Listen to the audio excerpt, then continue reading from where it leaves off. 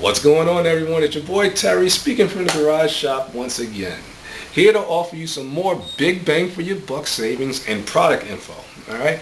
Now you guys remember my 1971 Chevelle with the LS2 and the T56 that I'm getting ready to hopefully get this thing running and terrorize my neighbors. This is a joke. But I'm in a situation where, okay, I would like to hook up my speedometer. Now, here's the thing. Okay, now the T56 is an electronic speedometer, electronic transmission, sorry. Now, I have a number of options that I can go with. I can go with an aftermarket speedometer and it'll work. I can mount it on my dashboard or on my steering column. It will work. It'll work.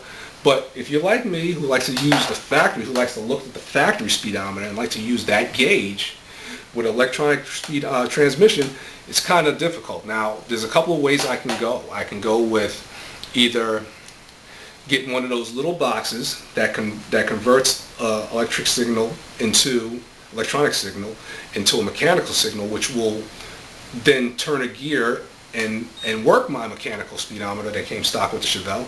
Or I can go and get my tail shaft modified, which is the route I went, because that means it'll be more accurate than it would be for that little converter box, because there seems to be a lag. In my experience with those little converter boxes, there's a lag. So I went with the option of getting my tail shaft modified, and the person that I went with was a guy named Doug in Texas. He runs Southwest Fabrications. Southwest Fabrications will modify your tail shaft housing to accommodate, especially if it's a T56 or 4L80E. He will modify, it doesn't matter what tail shaft it has, he'll modify just about any type of tail shaft housing on any electronic speedo to accommodate a mechanical speedo. Alright? And this is what you have to do. First thing you have to do, you have to send him your tail shaft housing. Okay? Once you get your tail shaft housing, he'll do a modification, you get your tail shaft housing back. At that point, with the transmission out the car, first thing you want to do is you want to take this little spongy thing off.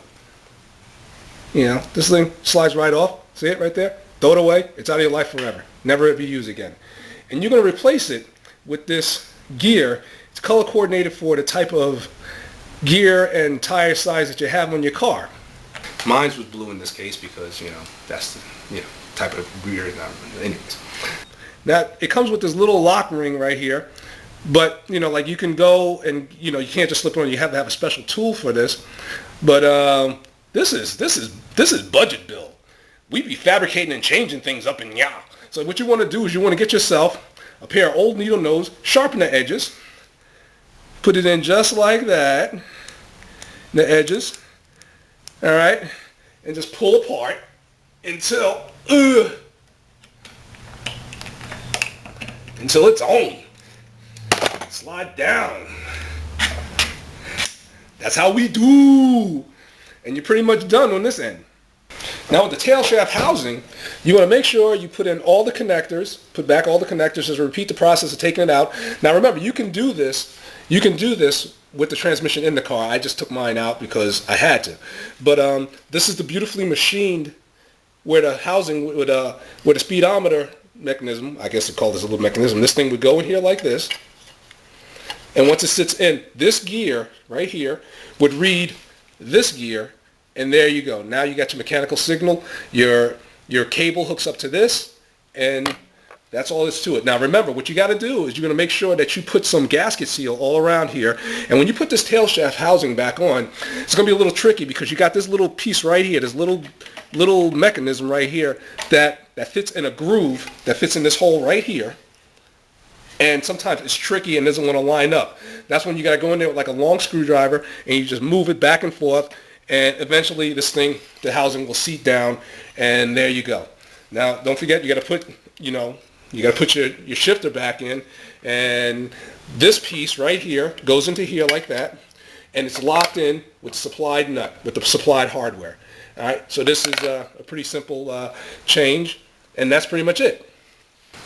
Now Southwest Fabrication, they don't just do T56 modifications. Like I said, they'll do 4L80E, 4L60E.